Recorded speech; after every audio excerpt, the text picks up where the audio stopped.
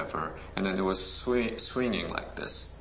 So all three was swinging in a different speed, and then at one point, all three pipes aligned in one direction, and then you can see clearly through, the other side of the pipe. It was something like that, like, wow,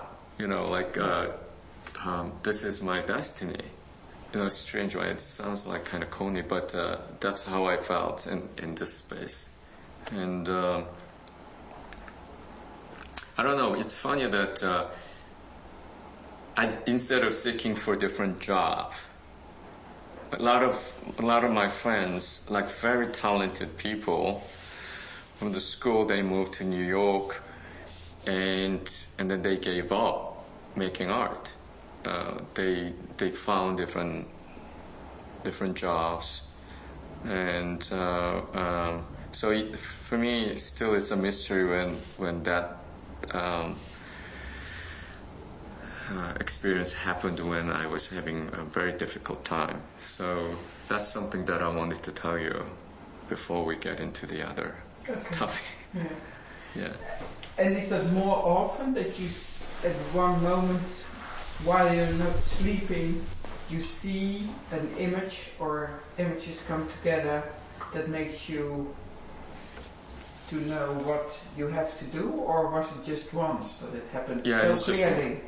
It's just once happened, and I don't know, this is totally coincidence, but there's another incident that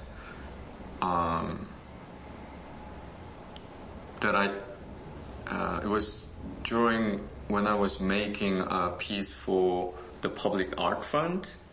I told you around 2000. Sorry, I told you that I got the grant from Public Art Fund, and I had to make a piece, and so it was 1998, something like that, or 1999. And I was making piece at my studio on the 26th Street. And obviously, the money that I got from the Public Art Fund was not enough to make the piece that I wanted. So it was really difficult to manage the project financially, and at that time I had a skin, like a rashes all over my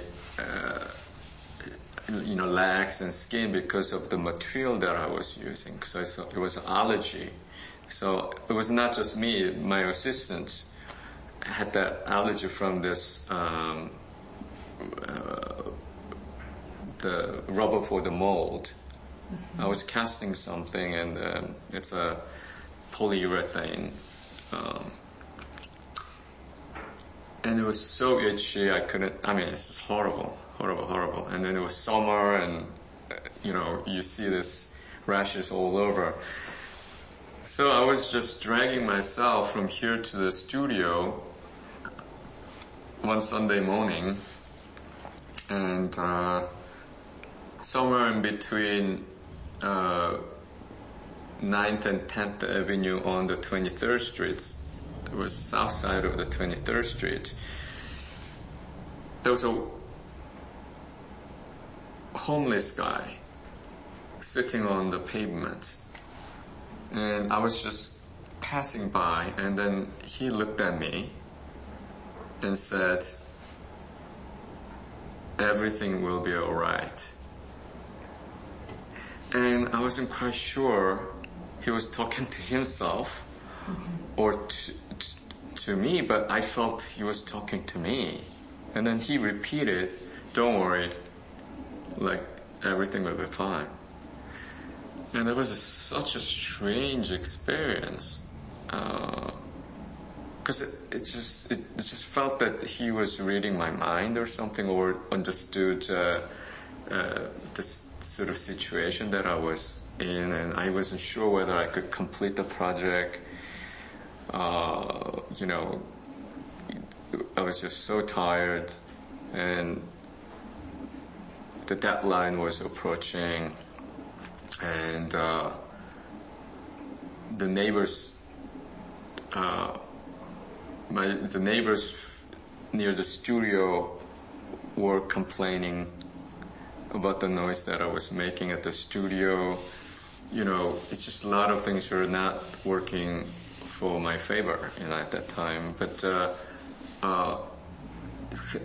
that really helped me. That incident really helped me go through, and it just happened in a very strange time, you know. So that's like one of the strange experience that I had while I was living in this place, you know.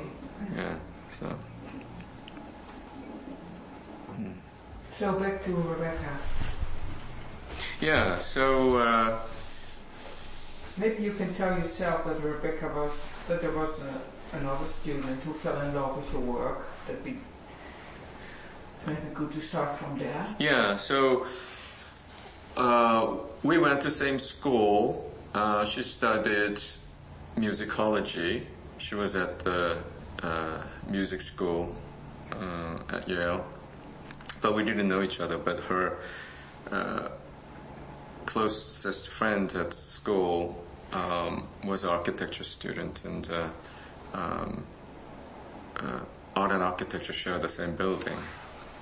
So she saw my work there before she met me, and can you remember what it was? The work, or was it? The work was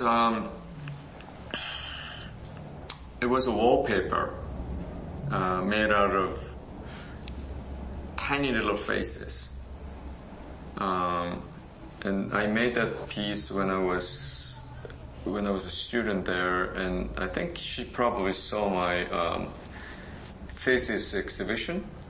So I covered the gallery space with my wallpaper, and then my wallpaper, from the distance, it looks like kind of monochromatic pattern, but when you get closer, you can actually start to see the little faces. The faces like this big. And then after I graduated, and for my first solo show in New York, I made a smaller, you know, version of that piece, and then that's the piece that Rebecca bought from my first show. But her friend, the architect friend, they both moved to New York after the school, and then they actually were roommates. And that friend, architect friend, worked at the same firm my younger brother worked. So probably my younger brother told them that his brother is having an exhibition in New York. So they all came, and both of them bought my work. You know, so one pink and one green, and then Rebecca lived in New York for a few years and then moved back to London, and she came to my exhibition and also made an effort to come to New York when my show was in New York. So maybe we're in touch once in a while, but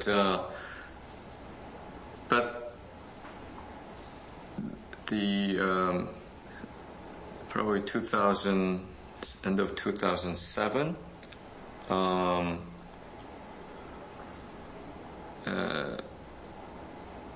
Before I moved to Berlin, I saw her in New York. She visited New York, and then in 2008, I was in a group exhibition.